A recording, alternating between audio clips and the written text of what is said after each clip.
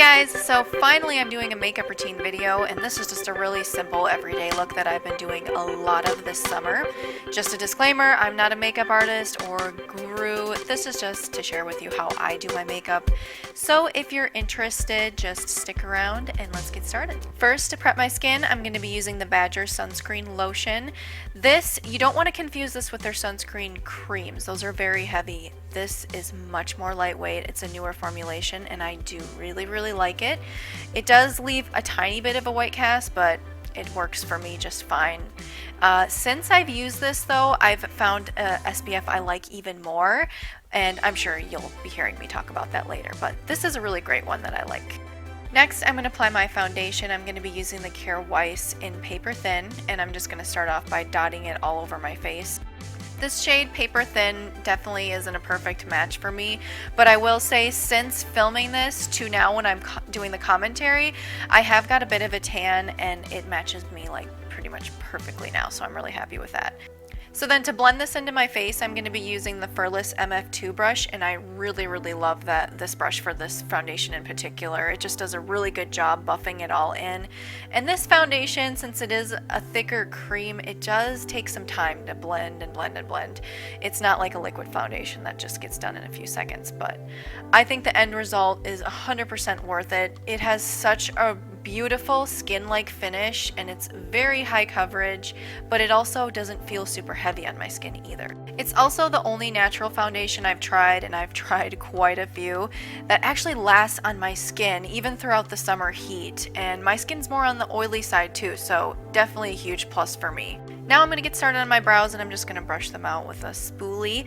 And I'm actually going to use two brow products. The first one from Silk Naturals, Brow Cream in Medium Ash, and I'm going to use this in the innermost part of my brows.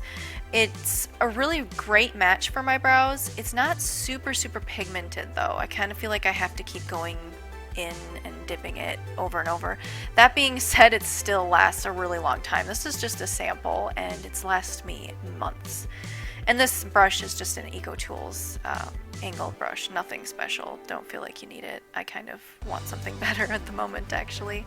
Next, I'm going to use Ecobrow in Liz, and again a really great match for me, but it's a tiny bit darker and definitely more pigmented. I don't feel like I need to dip the brush in constantly like I do with Silk Naturals, but I just like using this for my outer tail of my brow better because it's just a little bit darker and kind of gives a more natural look. Doing my brows is not something I feel like I'm super skilled at whatsoever, but I really think these brow waxes or pomades like the Silk Naturals and Ecobrow here do make it quite a bit easier for me. Next, I'm going to take some concealer. This is the Hynt Beauty Duet Perfecting Concealer in Fair, which is their very lightest shade, and I'm just going to clean up the edges of my brows and kind of highlight around them to make them pop a little bit more. I feel like I've mentioned this several times already, but I do want to make it very clear. If any of you saw my disappointing products video where I mentioned this concealer, which was the Christopher Drummond formulation that I had, but I thought they were the same thing, and they're definitely not. And I didn't like the Christopher Drummond one, but I love this one so much. So different. Next, I'm going to be using the Honest Beauty eyeliner and eye opener, which is their nude shade, and I'm going to be using this as a base all over my lid to cover up any discolorations I have. I still haven't found a good natural eyeshadow that's a base color that's pigmented enough to cover up all my discolorations, but luckily this has been working out really well for that. And then here I'm just going to buff that all in with a mini kabuki brush. This is just a really cheap eBay brush I've had for years, but it works pretty well. I was also surprised this eyeliner actually makes a really good eyeshadow primer too. I really feel like it makes them last longer, so really happy with this product. Next, I'm going to use this eyeshadow from Nabla called Atom all over my lid to just kind of set that eyeliner and make it easier for my next eyeshadow to blend over top. I do use this shadow in just about every single one of my eye looks since it's such a great base color. Unfortunately, I just wish it was more pigmented so I wouldn't have to use another product underneath, but this is what we're doing for now. Next, I'm going to actually use this bronzer from Alima called Mauna. This is just a sample, and I wasn't crazy about it as a bronzer, so I'm repurposing it as an eyeshadow, and I think it makes a pretty good crease color for me. And I'm just going to use this to sort of contour my eye, and you'll see I kind of put it slightly above my crease because I feel like it helps make my eyelids pop a little more since I don't have a ton of eyelid space. And then here I'm kind of putting it on the outer corner to just sort of elongate my eyes a tiny bit. If I was going to be doing a more complex eye look, I would still use this step because it's just a great transition color if I wanted to deepen that crease anymore. But this is actually where I'm going to stop today. I think it's just a really nice, simple, quick, easy thing to do when I don't have a ton of time, but I still want to make my eyes pop a little bit. And then also, I don't know why I didn't do this time, but I usually always highlight my inner corner and brow bone with a lighter shade. I usually use Zuii Organics Vanilla Frost, but I don't know why. Today I just forgot, and yeah, sometimes that happens. Now I'm finally going to cover up these horrible dark circles, and this concealer is the same one that I used around my brows earlier, the Hynt Beauty one, and a little bit of this goes such a long way. You hardly need any of this. And then I'm going to blend that all in with the same brush that I used on my lids with that Honest Beauty eyeliner. To set my under eyes, I'm going to use the Silk Naturals Brightening Concealer. This is also their lightest shade, and I'm going to tap that in with the Real Techniques setting brush. The Hynt Beauty concealer for me definitely needs to be set immediately, but as long as I do that, I do experience minimal creasing. It's one of the better ones that I've tried in Green Beauty for sure. And then I'm just going to repeat those same two concealing steps on my other eye. I did want to mention the Silk Naturals concealer. It does have more coverage, I think, than what showed up here on video because I literally used the very last bit of it, so I didn't quite use as much as I wanted. And then next here, I'm going to be taking that same bronzer and I'm going to do my under eye and kind of connecting that V. The brush, I don't even know what it's called. It's something from Kohl's I got years ago, but you just need a small defining brush and you'll be good. And now I'm curling the lashes before I tightline and move into mascara next. For tight lining, I'm going to be using the Antonym Cosmetics Eye Pencil in Noir. It is so creamy that I barely have to do anything to it. I don't have to pull my lid back, I mean. And normally I probably would if I was going for a more dramatic look, but since this is such a more subdued look today, I'm just going to quickly line that to just make my lash line a little more fuller.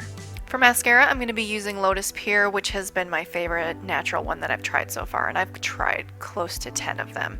It just does everything I want. It lengthens, separates, it gives a curl to my lashes, but it also doesn't smudge, flake, or get clumpy on me. My one and only complaint is it has one ingredient I'm not a fan of, which is grapefruit seed extract. It is the very last ingredient listed, so I mean, I guess I can deal with it, but I'm still probably on the never-ending hunt for the perfect mascara. Next, I'm going to be setting my entire face with the Well People Bio Brightening Powder. I'm going to be getting ready for some powder face products, so I'm putting this on not only to help my foundation last longer, but to also help those blend in better. I do really like this setting powder, but I am interested in trying the RMS Unpowder probably next after this one because I've just heard nothing but amazing things about it. Some people have told me they think it's even better than the really popular mainstream setting powders out there, so we shall see. Next, I'm going to use Terry Miyahira's bronzer in Faith. This one was in her very first subscription launch box.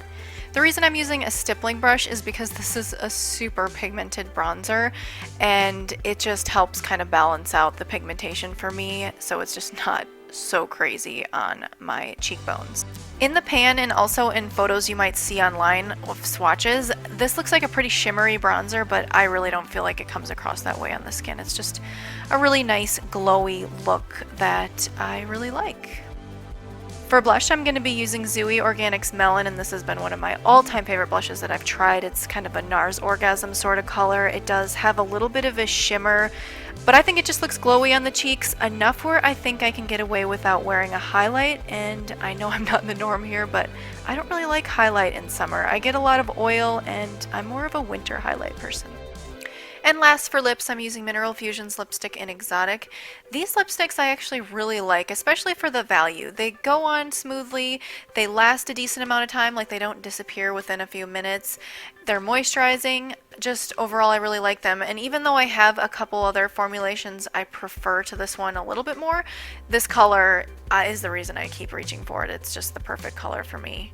And I apologize about my hair. It got really ridiculous looking by the end of this video, but luckily we're almost done here and we don't have to look at that anymore.